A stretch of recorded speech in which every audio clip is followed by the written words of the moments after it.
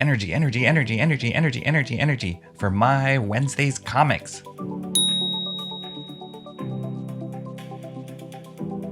Okay, so this week, after all that talk about not wanting to pick up the Declan Shalvey Thundercats revamp, guess what?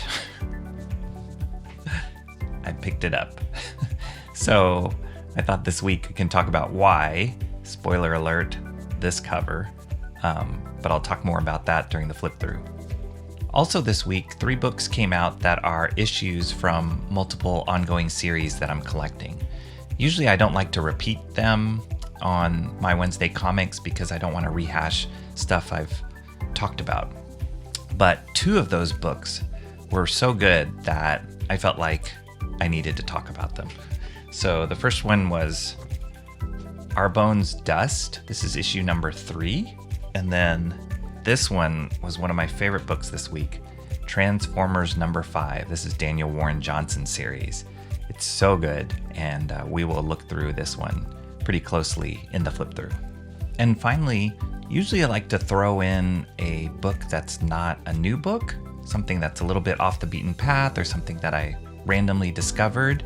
This one I found on a rack just sitting there, and I've really been enjoying this one. This one's super inspiring actually for my own work, and it's called Bad Company. This is book 1 from Titan Books, and it is from the 2000 AD series. It lives during that time, but this is a really cool book that I can't wait to show you. Okay, let's get to it. So after all that talk about not picking up Thundercats number 1, I picked up Thundercats number 1. And it's because of this cover by the artist Jae Lee, who I've loved Jae Lee's work since the 90s. He got his debut on Namor series for Marvel, and then he worked on Power Man and Iron Fist, I think, and then moved into the Image crew where he was working on Youngblood Strike File and Wildcats Trilogy. Anyway, I've loved his style since back then, and he's just gotten better and better over the years. Anytime I see a cover of his, or if he does a variant cover on certain books, I usually pick his version because look at that. I mean, it's just so cool. So this is the book written by Declan Shalvey and drawn by Drew Moss. And it's Dynamite's revamping of the series. And I did notice too, it says teen here. And I think that kind of is part of the reason why I initially wasn't too keen on picking up this book, because I felt like, and I had mentioned this before, it skews a little young. And maybe I'm also comparing that to what Skybound is doing with the Energon universe, where that one skews a little older compared to the old cartoons, which I really liked and I've been enjoying tremendously. Just the youngish feeling of this presentation and this story made me second guess. But who would have guessed that a variant cover gimmick would have snatched me in, which it did. So Drew Moss is a totally solid artist, and I obviously love Declan Shalvey's work and his writing. So it's not a bad book by any means, but for those reasons I just mentioned, it didn't quite grab me from the beginning.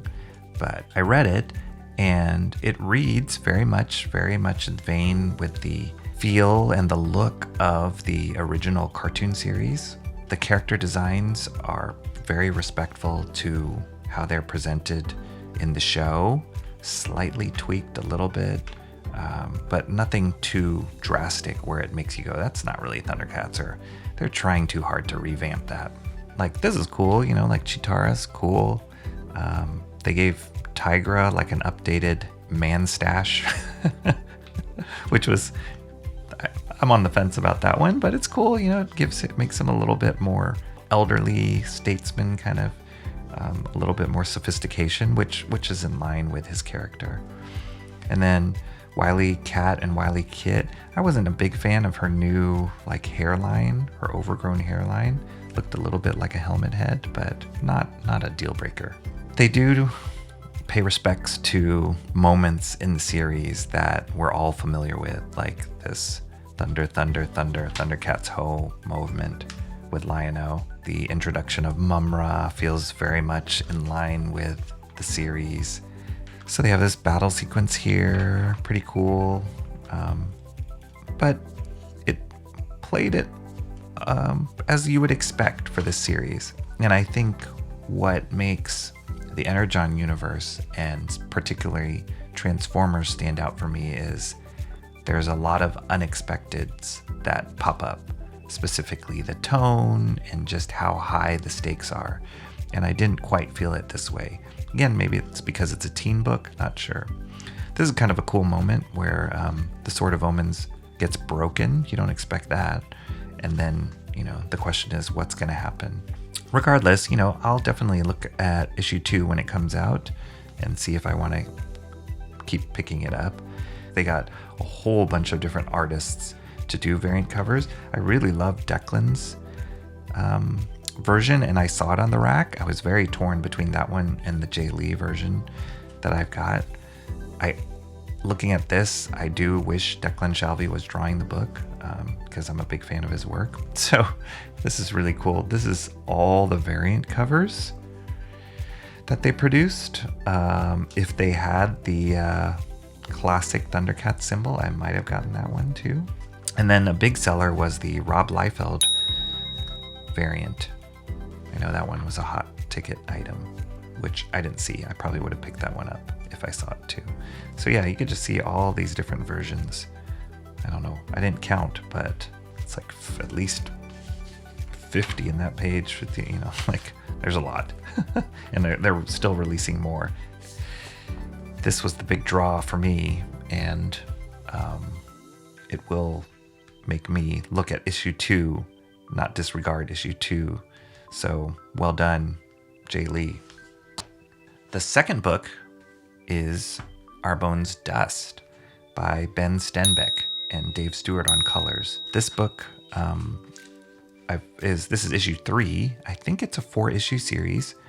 And if you remember, issue 2 ended off with the main character. He's being chased by these horrible cannibal tribe. They reached him at the end of issue 2. They're about to attack him. There's this robot, Addis, which alien robot that is kind of in the mix and has been helping this character survive.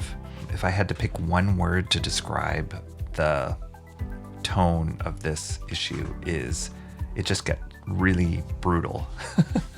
And you can see from that panel right there, like, things are not going well for anybody. Addis, the robot alien, got disassembled in the previous issue, and so he's desperately trying to pull himself together here. This cannibal tribe just starts getting gnarly. They kill one of their own members just so they can get recharged by eating him. And then this kid just sets up all these booby traps to get the cannibal tribe.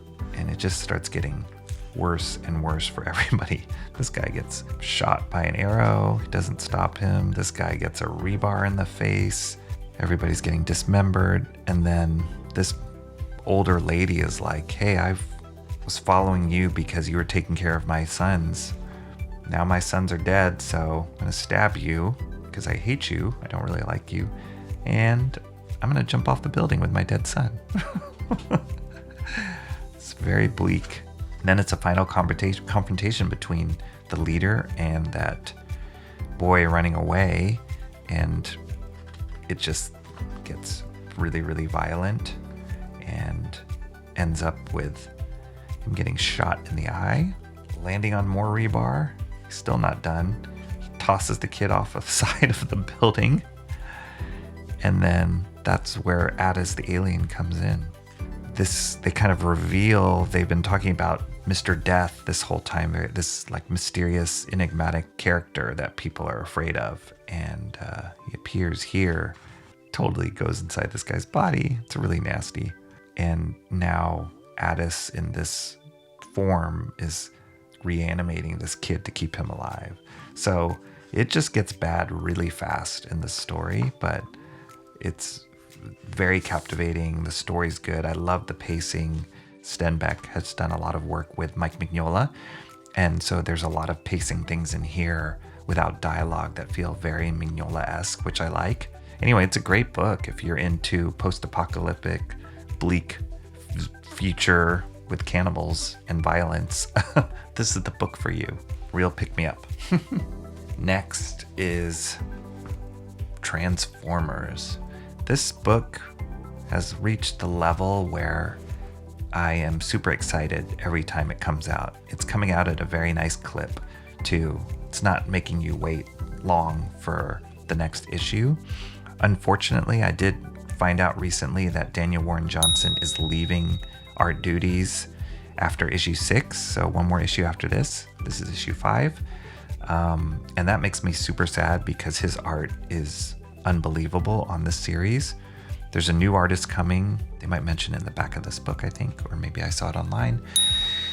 And so, TBD to find out if I'm going to keep picking up the book, because Daniel Warren Johnson will continue writing it, but his art is just so good and it's so spot on for the tone of this book. As consistent with the other 4 issues before this, the gravity and the heart in this book is level 10. The way he's telling these stories and kind of getting you invested in the characters and their stories is really awesome. There's a human component to it with Sparky and this other girl character that you'll see in a little bit. They're kind of building it up, and you really feel for them and the hardships that they are facing with the invasion of the Decepticons. And then you really feel for the Autobots and even the Decepticons to a certain extent. Everybody's just trying to survive. So I'd say it's a clear kind of survival story from different perspectives. And they're racing to get more energy, which is the whole point of the Energon. Starscream is very much who Starscream is, which is narcissistic and only looking out for himself and willing to sacrifice anybody just to get what he wants. So he kind of sacrifices Skywarp to power up other Decepticons. It's almost like a cannibal story. This is great. This reminds me very much so of the cartoon where they kind of set up shop near a dam to help give them more power. It's a really cool story element. It like sets the stakes high because you just see the impending trouble of having it right next to this dam that's holding back all this water. Wheeljack here, he's partially put together. It's great. I've seen Daniel Warren Johnson draw on stream on his YouTube channel, and you should definitely check it out. I'll show a link in the description. But he has all these reference books of mechanical things and vehicles and stuff, and you can see how he uses that to build these different devices. So in the previous issue, it was revealed that Optimus Prime had grafted on Megatron's gun arm onto his arm. So you're just waiting in this issue for him to use it. And this is the best action sequence in the whole series right here.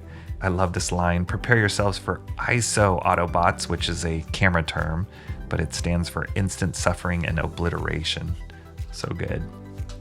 And that tongue-in-cheek humor of how absurd these ideas are is something that Daniel Warren Johnson embraces and uses really well in his storytelling. So yeah, ISO's flying in here, and then you see the setup of him pointing the Megatron arm, and ISO Reflector goes, "Oh dear," and then kablooey, he gets obliterated. It's amazing shot. And then Rumble's flying in there. Optimus Prime grabs him and slams him down on this stone fence. Just obliterates him there. So just the action is just top notch, high impact. I just feel like the action, and it's the way that he stages it and even breaks the frame, but it just cannot be contained in this book. Carly, she gets thrown off the dam and she's falling in the air, and RC doesn't even know her, just got revived, and transforms into her car form. Is driving up the dam, spins the car, opens the door, and catches Carly mid drop. Meanwhile, guns blazing, just all hell breaks loose. Starscream's going nuts, hits the generator that they have. Optimus Prime blows half of his body off. It's just awesome. It's just a really good sequence. And then they're trying to race to go back to their main ship, and all of a sudden they're attacked. And this is the best sound effect right here, heavy metal. And if you watch Daniel Warren Johnson draw, he draws as if there's like heavy metal music playing in his head the whole time. He just attacks the page, and you can see that. I'm pretty sure he did this lettering here. He just attacks the page, and you can feel it in his sequences and his drawings, and he's really fearless, and it's awesome. So here's the setup for the next issue. All these Constructicon robots appear, and then they form Devastator. And is that not the greatest splash page to end off on for Transformers?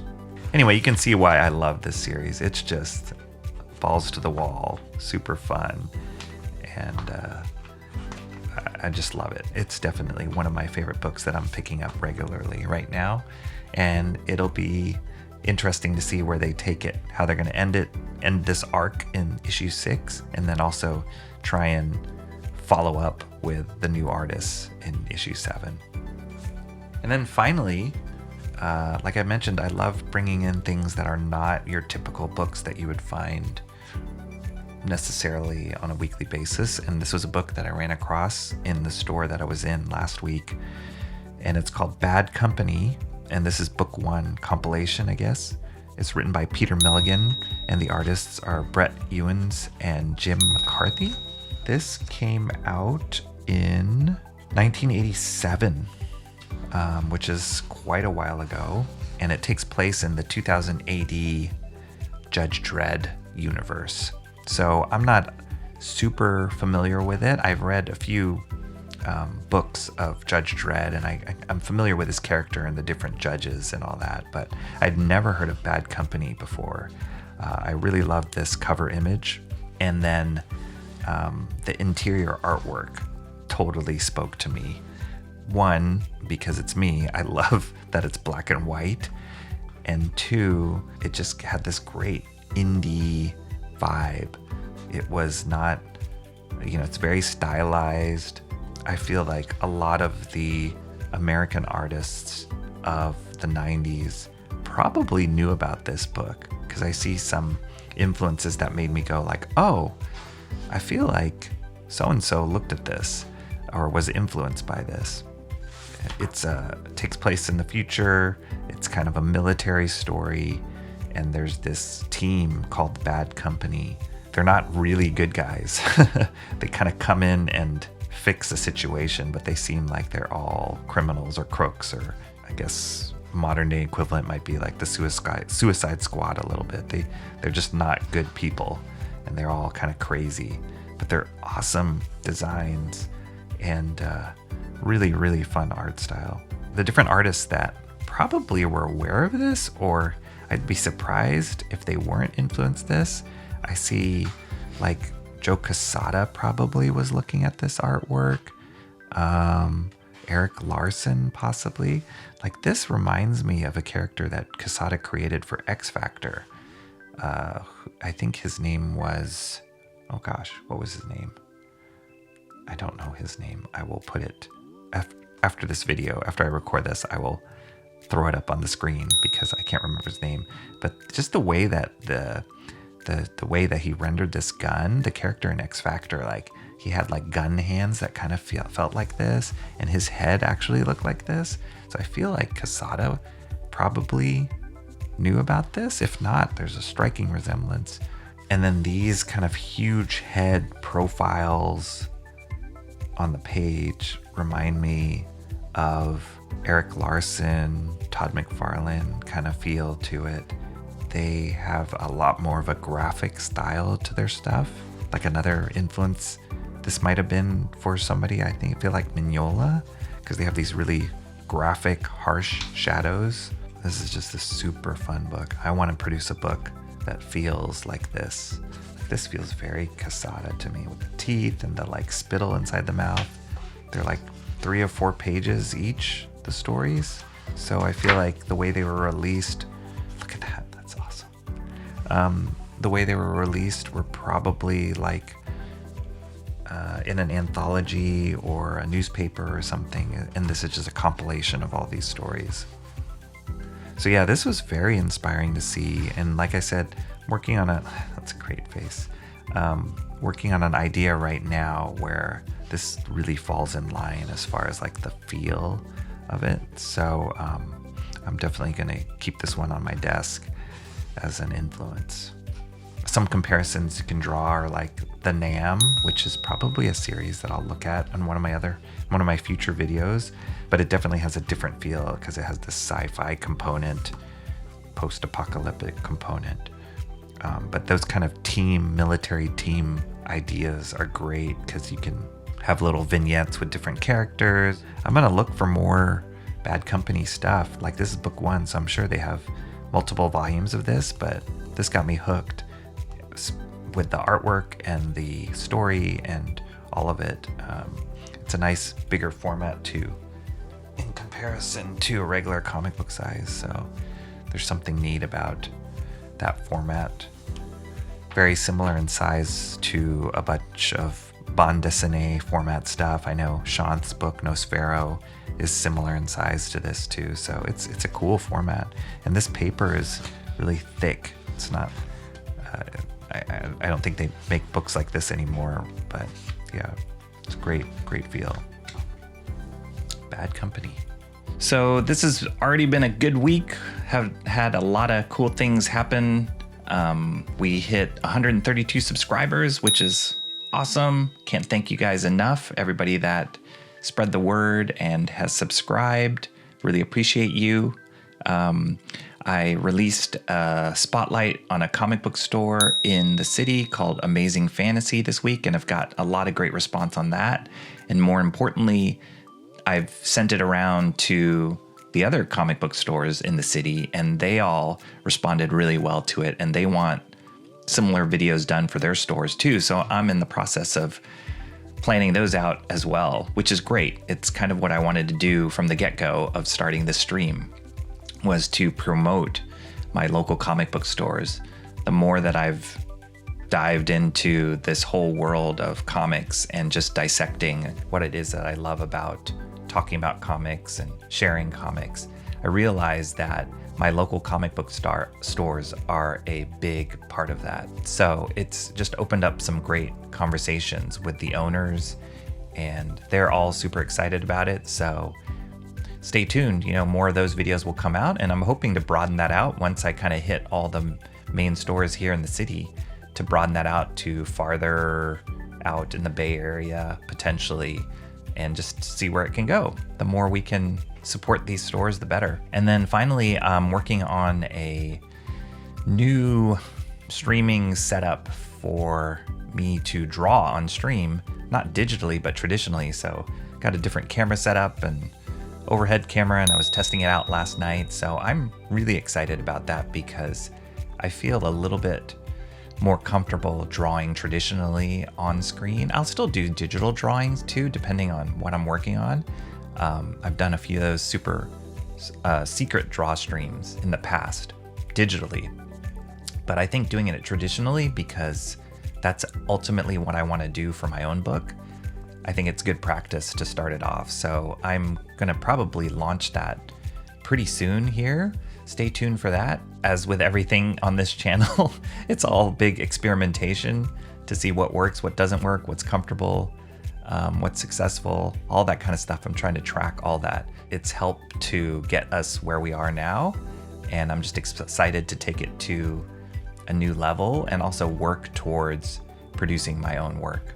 Ultimately, that's the goal, and I'd love for you guys to join me in that process. As always, like, subscribe, comment, share, the community that's building around this channel is what really drives me to make it better, to try new things.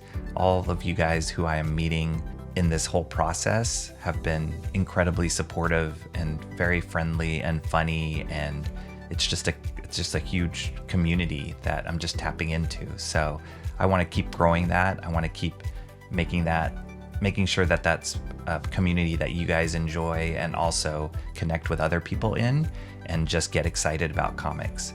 So thank you so much. I will try my darndest to get out more content as we go, and I guess I'll see you next time.